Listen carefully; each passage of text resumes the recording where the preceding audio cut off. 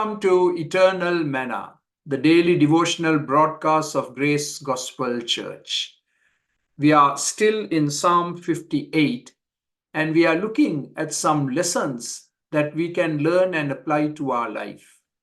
Number one, we said was that we need to pray for all those who are in authority, especially judges.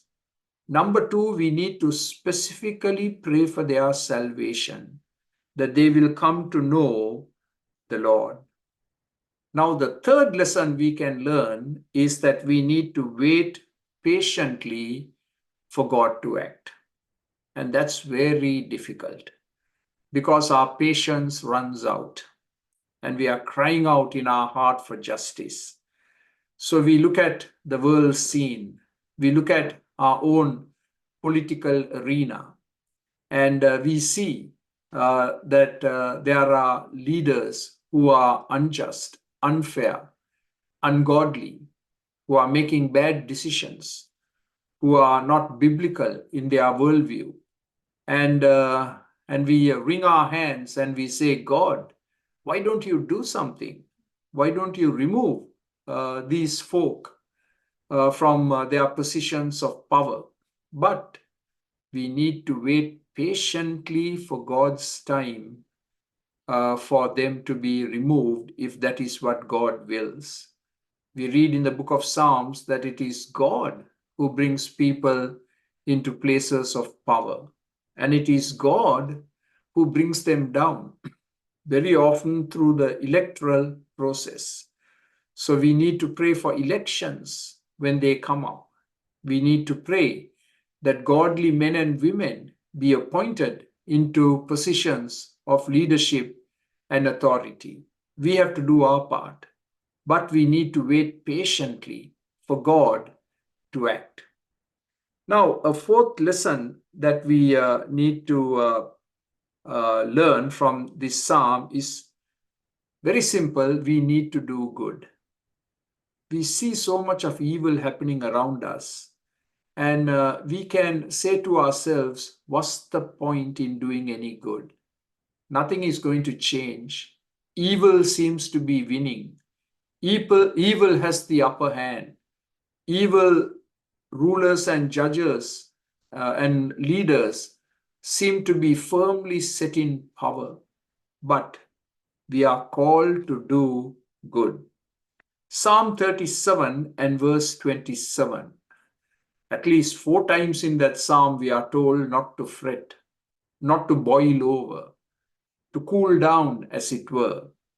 And Psalm 37:27 says, turn from evil, that's the negative, turn from evil and do good. So there is a positive and a negative. Negative, we ourselves must not be part of the problem. We have to turn from the evil in our own lives. And then we need to be committed to doing good in whatever form that good takes shape. Now, here is a verse that we quote pretty often, Micah 6 and verse 8. What does the Lord require of you and me?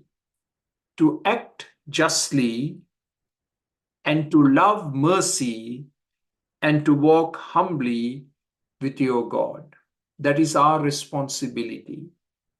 To act justly ourselves, even though we are not judges, and to love mercy, to be merciful to people, and to walk humbly with our God.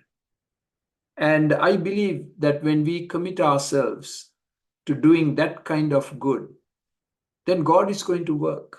We are going to make a difference, at least in the home where we live and in our immediate community, neighborhood. We are going to make a difference. People are going to see that we are different. And as a result of our biblical worldview, and as a result of what we are doing in terms of showing mercy and doing good, things will change. Things will turn for the better. And so if every Christian in the area where God has placed and planted them begins to do good, then look at the changes that are going to happen in perhaps a whole town and even in the life of the nation. So don't get discouraged. Let's commit ourselves to doing the maximum good that we possibly can do for the glory of God. Amen.